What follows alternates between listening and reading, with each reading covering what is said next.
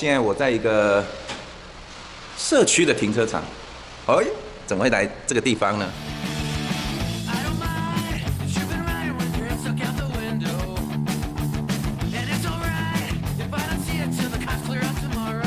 现在在板桥的某个社区的停车场哦，今天有一个车主要来跟我们分享他的这一台，哇，大棕熊哎，大白熊妹 ，Skoda 的 Kodiaq。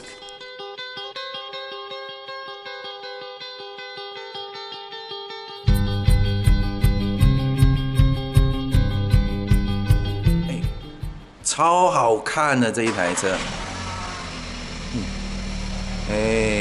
这个车主好像把它启动了哈，是说这个声音好像怪怪的，是不是？这个车主 Gino， 你车子很帅那你开引擎盖干嘛？要给大家分享一下引擎的构造。引擎的构造怎么叫引擎的构造？怎么了？分享一下那车子的状况。那叫叫声。网友帮我称作这台是棕熊农耕机啦。哦，做那个嘎嘎的声音。这什么声音啊？好像有拿东西在那边咔咔咔咔咔的声音，对不对？是啊，我这个内建功能模式有人自动帮我敲砖了。怎么那么奇怪？是啊。那我们就直接到车上去分享喽。喂 ，Gino。对，你好，你好。太棒了。灯要开吗？开一下，来。我觉得这一代的这个 Skoda 的 Kodiaq， 它整个内装质感铺陈的非常好，我也蛮喜欢的。真的，因为这一台我们之前介绍过了哈，这一次主要来着重在车主分享，还是有灯比较好一点。你这车子第三排都有灯光哦，还可以从这边控制对啊，这一定要的呀。第三排有灯，对啊，好方便哦。这就是棕熊哦，因为你这台是7人座，对不对？是5+2。最方便的地方就是很多人喜欢买棕熊的原因，不是只是它的外观好看，是还有第三排的这个5+2的这个，它的空间非常好，我非常喜欢它的空间。那今天来分享这个车子哈，除了刚刚这个有这个声音以外，那个我们最后再来讲你这个过程。我们现在聊一下这台车啊，这车子什么时候买的？在2020年的4月买的，4月份交车嘛？是的，所以大概到现在已经快8个多月，8、9个月了哈。应该是吧。3Q 啦，3Q。OK， 那在买这车之前开什么车？开 Volvo 的940。Volvo 的940，勾动哦，勾动，大概已经有24年了。刚刚怎么会想换车？车子真是老了，已经开了20几年了。车子有什么毛病出来的？好，下次再来分享 Volvo。那你这个车子，当时要换车，就是因为 Volvo 老了，想换一台新车。是的。那当时有什么购车的条件？第一个空间啊，当然我们会抓预算。空间跟预算主要。预算，然后还有抓品牌。安全呢？安全也是一定要的。因为开 Volvo 车的人怎么？那这几个条件下有什么口袋名单？我看了好多个，最后要抉择的那几个就好。最后要抉择的，我看到纳智捷的 UR-X。UR-X， 对，最后抉择到就是纳智捷跟 UR-X， 对，就这2台。那纳智捷的 UR-X CP 值应该蛮高的，这一台应该还是比那台贵很多吧？贵了10几20万吧。对啊，100万的车子贵了20万，等于贵了2成呢。那最后怎么没有选择 URS？我觉得只能说纳智捷的口碑做得不好，被家人打枪啊。被家人打枪啊！不然你去开了感觉怎么样？我感觉反正是蛮不错的，而且内装也不错，对不对？对，那纳智捷它也是走欧化的，开起来也不错，对不对？对，开起来也不错，而且一些变速箱也是大厂的这样子。好了，这已经来不及了，不要悔恨了，没关系。其实这一台 Kodiaq 我也觉得它是一台非常好的车，最后没选择纳智捷，就选择这台 Kodiaq。是的，那这就是买车的过程哦。对。那 Gino 分享他这个车子的买车过程，有时候到底最后买哪一台车，跟你一开始搜寻的那些可能都不见得是一样的。是的，花了很多时间，最后抱得美人归了。哇，这台真的是质感做得非常的好。不过这个开了多少里程呢？11439，开了11000多嘞。是的，这车子就是很功能性取向，不管你在要文的要武的，上山下海，其实这车子都非常能够满足大家需求。所以我看你已经开了1万多，大概也有一定的这个使用的一个心得，有没有什么优点可以跟大家分享？这台车的优点真的是很多的。它像是第一个，它的空间大，而且它的2、3排的灵活，空间调整很灵活。再来一个最大的优点是它的第3排比其他的5+2款来得更大。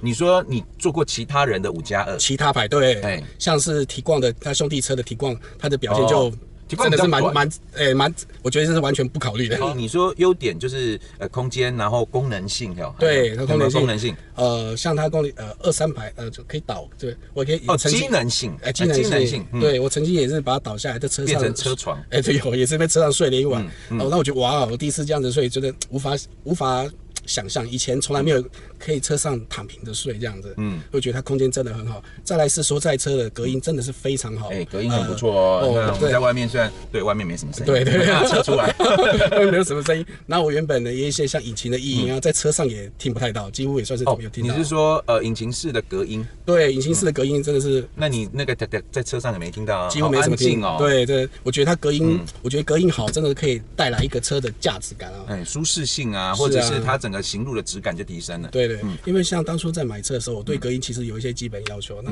以前我在开 Volvo 的车子，其实的质感还是有一方面的琢磨啦。那后来我去做试乘，像是我有去做过 RAV4 的试乘，那 RAV4 的它的隔音就比较没有那么好了。RAV4 隔音没那么好。对，就是一坐就觉得有差。那么就不讲其他品牌，所以它的隔音真的是让我觉得我蛮满意的一点，这样子。那再来一点就是说，在车它是那个1.4的吸气数，它也比较少税金。1.4涡轮增压，因为它这一颗这个1.4的这一颗引擎普遍被用在 Volkswagen 啊，然后奥迪还有这个 Skoda 的车系上面。这一颗引擎，小吸气数、大马力、大扭力，好用，对不对？我觉得这真的是够用了，而且税金又省便宜。对，所以说现在钱要花在刀口上，对，不要花在修车上就好。对。OK， 那税金省，然后引擎好有力以外，还有吗？还有再来它的主动安全很够，像主动安全，对，它这个是 Eurocab 的5颗星的评价，而且气囊超多的，对，没错，它有9安的，我希望它永远不会用到它。对，这是它的主动安全啊，再来是它的被动安全。对，我们现在买车几乎ACC 啊、AEB 啊，几乎都是一定要选配的东西。这种东西真的是用过就回不去了。对，它这也是全速域那些跟车系统、车道维持全部都有，对不对？都有，但是车道维持并没有，这个是缺点了。我是故意问的，所以这个是缺点就对了。对，这个缺点可能就待会再讲，这样子的。好，那我觉得还有一个最大优点就是说，我们的车友的中雄的车友，对，连接性很好，都有热心的车友来帮你介绍一些，或者是帮你，他有个管理的一个社团，让我们大家都很热心的能够交流了。对，毕竟买车交朋友啊。毕竟它是属于比较小众的哦，虽然最近卖的非常好，可是它跟这些主流的什么 Toyota 啦、日产啦比起来，它还是属于小众。所以你们在路上偶尔看到自己的车友，会觉得哇，车友，搞不好都认识。对，我们还会闪个远灯，打个招呼一下。有你们自己的暗号。没错，我们有暗号的。所以优点差不多就这些。对，优点这样子。这个 Gino 分享他这个车子的整个这个买车过程还有优点分享，真的是大家跃跃欲试了，对不对？今天礼拜天周末就是要冲一下保养厂，不是保养厂，展示中心去给他试驾看看，是大家都想了，对，但是怎么可以这么好过关，对不对？教大家的热情好不好？有没有什么缺点呢？来分享一下。欧系车的缺点，它本来就是养护比较高一点啦。虽然 Skoda 它有送这4年 ，All for you 不是吗？对，它有送这4年的保养，其实这4年是可以省下一些，但是4年过保之后，可能就会费用就会高一点了，高一点。Volvo 一去也是修，好像也都是2万、3万的出来。所以说欧系车其实就这样，大概有个认知之后再去买，去接受它就可以。对，这算缺点，大家都有心理准备，对，要有心理准备就好了。对，好，那除了维护成本比较高以外，还有吗？这台车比较一个缺点，说它车机没有中文化，比较可惜了一些。新的 Kamiq 跟那个 Scala 都有了。对，那个就现在新的那21年的中雄也有中文化。那这一台没有就对了。我们在20年以前或者是18、19年的都没有中文化。那这个就比较可惜一点。而且它的车上有语音的辨识，那很抱歉，他也听不懂中文。要讲捷克话。对，要讲英文这样子。对。那这个算小缺点啊？是还好啦，我觉得这说实在的不影响，就英文摸一下就会。其实我觉得。讲出来让大家认识一下，但其实我觉得没有到，不会因为这个原因就影响它。我觉得这也不会，只是使用上的便利。不过也是因为大家都反映，它才新年式才慢慢的把它弄成那个，这个中文版了。是的。OK， 那除了车机没中文版，还有什么缺点吗？它这台车的刹车粉尘有点多，会黑是不是？对，因为可能也是欧系车吧。欧系车很多会这样。对，它的那个铁质比较高。前轮还后轮多？哦，前轮最多哦，后轮还好，就可能后轮还好你常常开的话，就是很快的表面就一层灰了，对，一层前轮灰。刹车力道比较强。对对 OK，那可能就是要常这个比较洗车这个是一点正常的，因对为欧洲车很多是会这个样子。对，就看到人家的这个 Toyota 啦、日产啦，他们的轮框都干干净净的，嗯为什么我的车就是黑的？我没有，那你先去烤成黑色的好了。对对对，我们有些朋友也在那边揪说，大家烤框烤成黑色。OK，对，那对于这一点，其实我也是我认知，我也 OK， 它就是这样，已经接受了。对，我接受。那其实 OK， 它就是这样。那其他欧系车或者是些来令铁质高一点的，就这样。我觉得 OK， 这是我的合理范围。刹车刹得住比较重要。对对对对，这都 OK， 只是说让大家知道，有这个事本情。层的问题比较多以外，要常常洗车一点，常刷啦。对，要常刷。OK， 那除了这个以外还有吗？还有它这个，因为它的缺点啊。你今天不是还分享这个车子的优点？分享一些小问题啊。对，那这台车它就是它的因为它来令高，我们车子洗完之后，那手刹车不可以把它不要拉起来。如果拉起来，那停车停隔夜的话，它的来令跟它的碟盘会有粘连的问题。你这不是电子手刹车吗？对，它是电子手刹车，但你把就是停车洗完车之后，如果你很快的把车子停好，拉起手刹车之后，它的来令跟碟盘会有粘连的问题。那你隔天要开的时候呢，它就会粘住，然后你再开它就嘣一声。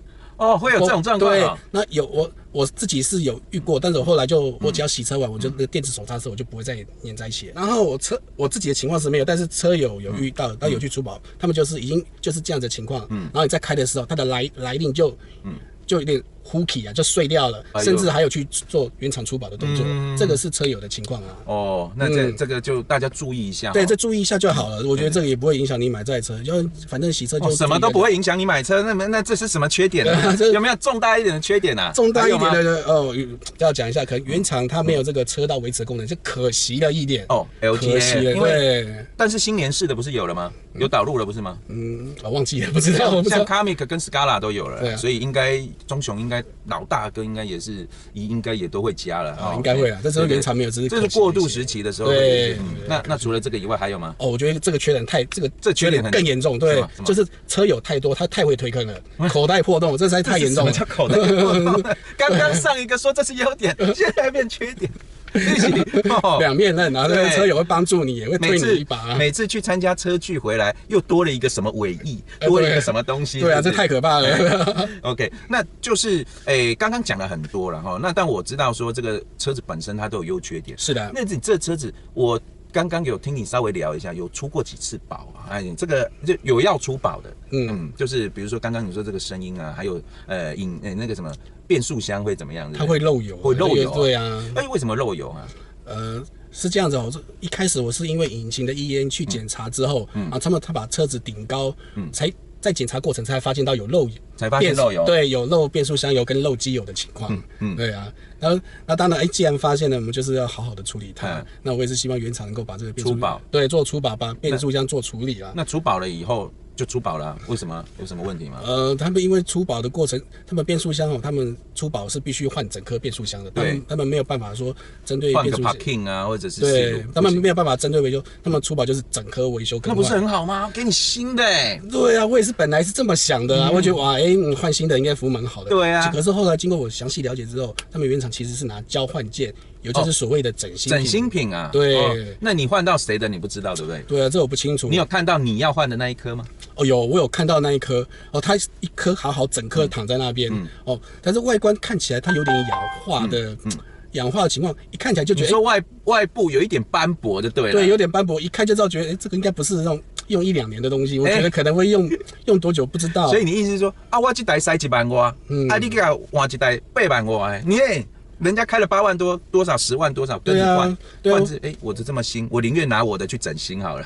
对，这样子也可以。但是我就觉得奇怪，为什么会这样子呢？大家不过因为整新或者是换就是交换品这个在业界这是非常正常的事情，只是说我觉得应该有一个 range， 你不能拿我这个开几千公里，然后就要出保，去拿一个10几万的然后来换，应该他要做一个管控，至少让我不要看到是斑驳的嘛。对啊。